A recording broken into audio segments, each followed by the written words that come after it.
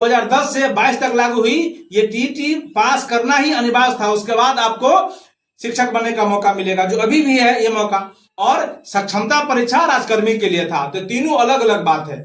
अभी जो supreme court ने कहा है कि आपको टीईटी पास होना अनिवार्य है, ये बिल्कुल सही कहा है। टीईटी पास यानी कुछ जो बहाली जो 2010-11 में पूर्णा वाला जो बहाली हो गया था, उसी के संदर्भ में इनका कोर्ट है कि नहीं, अब जो बहाली होगा उसमें टीईटी पास होना अनिवार्य है, नहीं तो आपको नौकरी चली जाएगी। यह बात बिल्कुल सही कहा था। लेकिन अगर आप 2011-12 में भी पुराना नियम से ही बहाल है, यानी बिना टीईटी के बहाल है, लेकिन अगर आप दक्षता पास है तो आपको नौकरी से बिल्कुल नहीं हटाया जाएगा। यह सीधा एंड सिंपल बात है।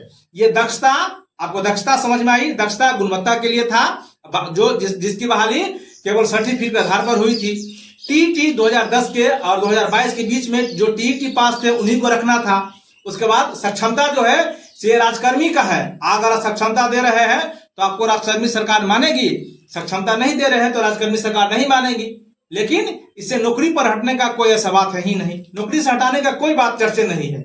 लेकिन सिर्फ ये समस्या केवल 2010 के बाद उत्पन्न हो गई। कुछ बहाली जो सरकार ने कहा था कि 10 के बाद टीईटी पास होना है, लेकिन पुराना नियमावली के तहत बहाली हो गई, उसमें थोड़ा लफड़ा फंस गया। लेकिन वो भी शिक्षक जो 10 तक पास है उनको हटाने का कोई बात है ही नहीं। अभी सुप्रीम कोर्ट बेसिकली यही बात कहा था कि अभी टीईटी आप पास करना आपको अनिवार्य है। यह बात बिल्कुल सही है। अभी भी देख रहे होंगे बीपीएससी टीआरई 1 या सक्षमता, तो जो भी बहाली हुई है उसमें टीईटी पास होना अनिवार्य था ही। यह बात बिल्कुल सही है।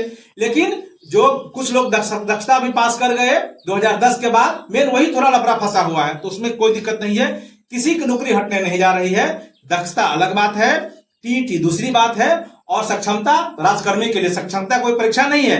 आप सक्षमता देंगे तो 2022 से पहले बहाली है तो आप शिक्षक बने रहेंगे। सक्षमता देंगे तो आपको सरकार राजकर्मी मानेगी, नहीं तो राजकर्मी नहीं मानेगी। इसमें BPSC TRE 1, BPSC TRE 2, BPSC TRE 3 और आगे के लिए कोई दिक्कत नहीं है। वो जितना लगभग पीछे जो झोल था उसको सरकार हटा दिया। अब नियोजन, नियुक्ति, ये सब प्रक्रिया सारा हटा दिया गया है। अब आगे टीआरई 4 ऐसे भी होगी। और शिक्षा मंत्री ने हाल ही फिलहाल में कहा है कि अब हम सारे कैडर को, जो अभी कैडर विशिष्ट शिक्षक, पंचायत शिक्षक, प्रखंड शिक्षक, जो नियोजित शिक्षक, बीपीएससी शिक्षक, इन सबको हटाकर हम उसको एक शिक्षक बनाएंगे। ये बहुत अच्छा चर्चा है। जाते जाते हमारी दुश्मनों की हद भी हमें मालूम है। हमारी दुश्मनों की हद भी हमें मालूम है। जब दुश्मन घर से बाहर जाते हैं तो अपने बच्चे हमारे घर पर छोड़ के जाते हैं।